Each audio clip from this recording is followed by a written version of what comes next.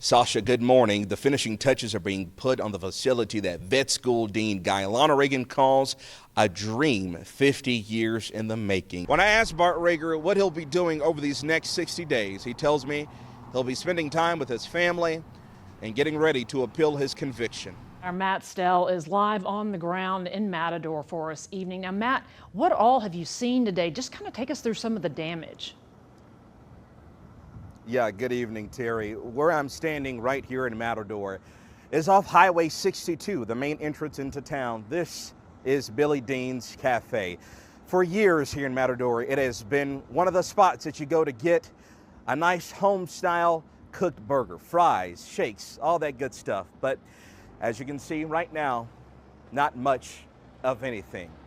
The roof torn completely off this beloved establishment here as well.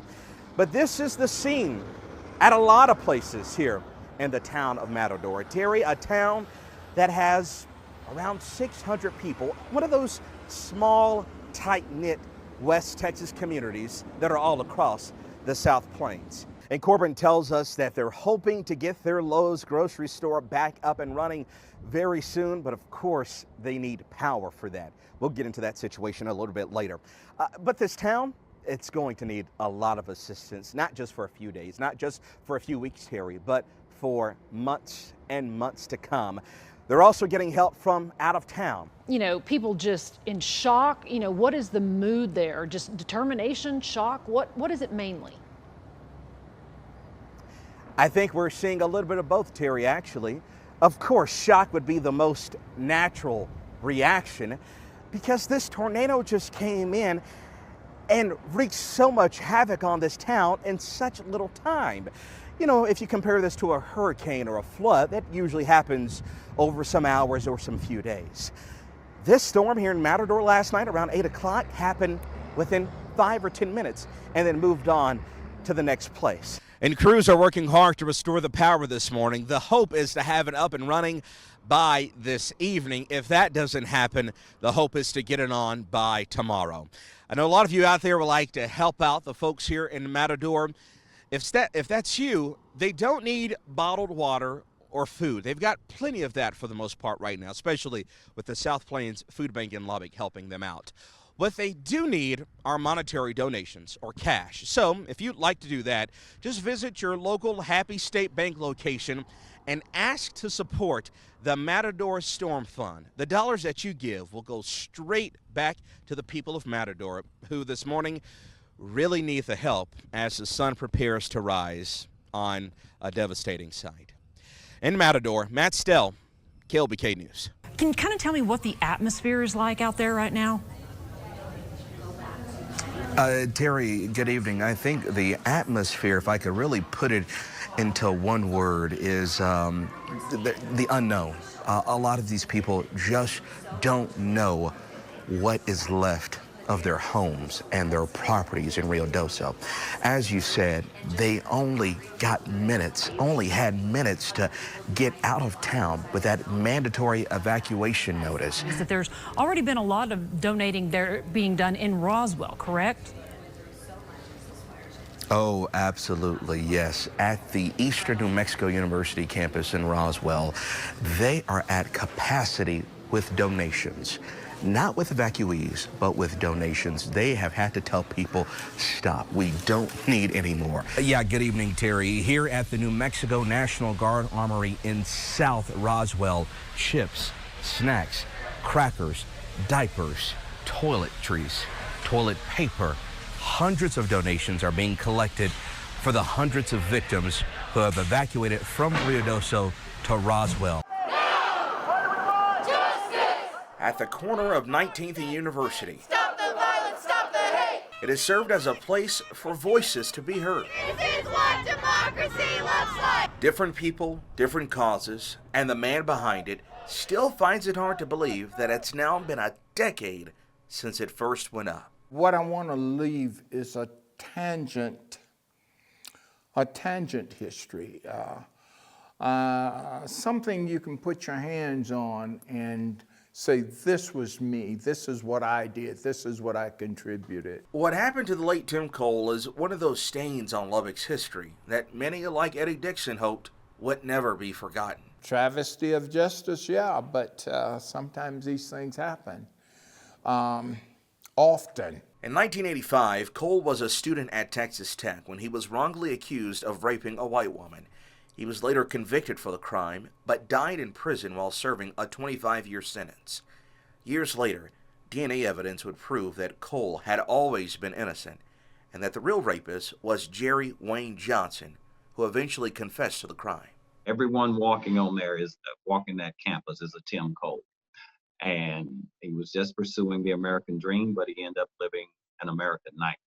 When Dixon was asked to do a sculpture of Tim Cole, which was funded by Lubbock attorney Kevin Glasheen, he had quite a unique idea for it. There were broken letters that saying the Pledge of Allegiance to the flag of the United States of America, and it was going all the way across in the background, and it flowed into "and justice for all," but I thought that would be a little much and people might not understand the meaning of it. But instead, he stuck with the simple yet powerful phrase that still stands today. I would like them to know, or when they leave there, that there is justice, and it should be justice for all. The court should be fair. You should be able to come to court innocent and proven guilty, not come to courts guilty and proven innocent. Along with the Willie McCool statue in South Lubbock, Dixon's incredible work is also found at the Alamo, inside 3 Smithsonians, and in 50 different countries across the world. My job and my passion is to bring this history out. His latest project will be a 9-foot sculpture of Charlie O. Ferris, the first black woman to practice law in the state of Texas. Black attorney in Texas. Can you imagine the battle she had to fight? Her story, and the unsung ones of those like Quanah Parker, Doris Miller, the Buffalo Soldiers, and dozens more, including Tim Cole, is what Dixon likes to tell through his art. These are individuals that history forgot. These are individuals that not only did they forget, but they swept under the rug purposely. These are heroes that would be forgotten if you don't bring them back to life. I need a catfish. The Friday lunch crowd has the kitchen and Billy Dean's Cafe pretty slammed. Owner Pat Smith doesn't mind it, though.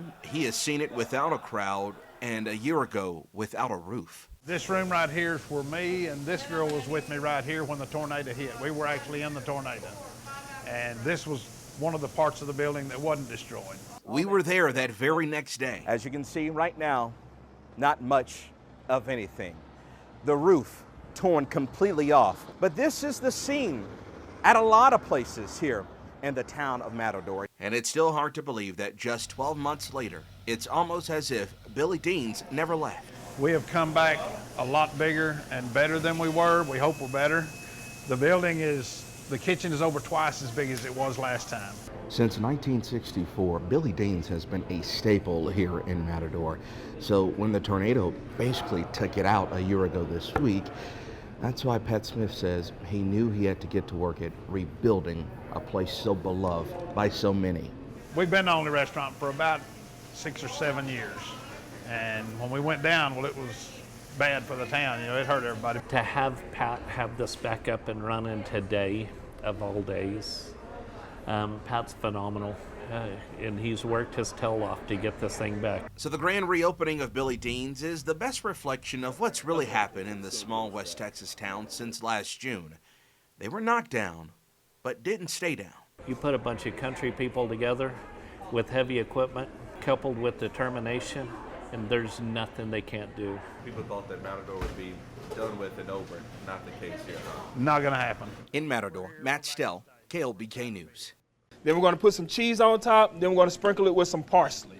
One thing that helps sell a great chicken parmesan is even better presentation. Whenever you get ready to plate food, this is your picture frame, and this is your picture. That's just one lesson from Chef Rod. Warm it up for me, and I'll show you what we're gonna do with that next, okay? When you walking through the classroom, what you need to say, since that's hot? Hot plate. Hot plate, thank you. If he's over there cooking it, and he has the clean tongs, y'all need to be over here keeping everything separate. All within 1 hour, this culinary class at Estacado High School learns how to properly cut a ribeye, prepare rice as a side, sauce up a batch of boneless wings, and then venture out of their comfort zone by cooking Jamaican jerk chicken. We got what 4 pieces? Somebody tell me what are my 4 pieces that we got? All before the bell rings. Roderick Hollins doesn't work for Lubbock ISD. In fact, he hasn't even lived here for a full year yet. But he volunteers his time for what he says is a calling. What could I do for Lubbock instead of what could Lubbock do for me? And he picked Estacado to come and collaborate with me, and he brings all the food. It's so amazing. He shares his life experiences, which I think is really important for our students to be able to see someone that looks like them in a successful position in culinary. Holland's normal job is as a corporate chef with U.S. Foods, a position that this time last year he could only dream of having. Made some decisions in life that were not good, and I ended up losing everything. I'm from Mississippi. I actually owned a catering company, owned a small restaurant on a college campus, was a real estate agent, all of that, and I ended up losing everything, and got down to living in my truck and taking a bath in a park one day, man, and I was like, it's got to be more to life than this, so I prayed. That answered prayer came in the form of a late-night phone call with a job offer hundreds of miles away. Holland says going from being homeless to back on his feet in less than 12 months is nothing short of a miracle. I tell people God my best friend. Because when I leave somewhere and I go somewhere else, that's who I got to depend on. Instead of just eating just a chicken breast fried, now we have other ways we can incorporate these meals into our families. Liliana Davila is one of the lucky students getting to learn a few things from Chef Ra. Basically everything I take from this class I use at home because my she does a lot around her house. She works a full-time job and then she also has to cook. So for example, today I was on pasta, and although it's a really simple thing, a lot of people may not know how to cook it or cook the different variants of it. And Chef Rob, walking me through how to use the olive oil and then the different seasoning to use on it. I can go and use that at my home and cook a delicious meal for my family when my mom's not able to do that. Along with cooking, Hollins teaches about the importance of healthy eating and trying out new things. A lot of them don't have the means or the resources to get these, and sometimes they do, but they go with what's familiar. So we're bringing food in that you can't possibly afford to get at the house and expanding your palate that way. That's amazing to me. Now give me some call outs on my chicken parmesan. Tell me what you like about it. Tell me what you don't like about it. It's just a free skill, and I'm going to use it all my life, even if I don't pursue culinary. This is very useful stuff, and I think it's always important to know how to cook your own food in a safe manner, but also have it be delicious and come from different places, you know? And that's exactly what the chef with an incredible story wants these young people to leave here with. Skills they can have for a lifetime. Being able to give back to that community, I'm investing in the next generation, and it's a blessing to me. And it's more blessing to give than to receive at the end of the day.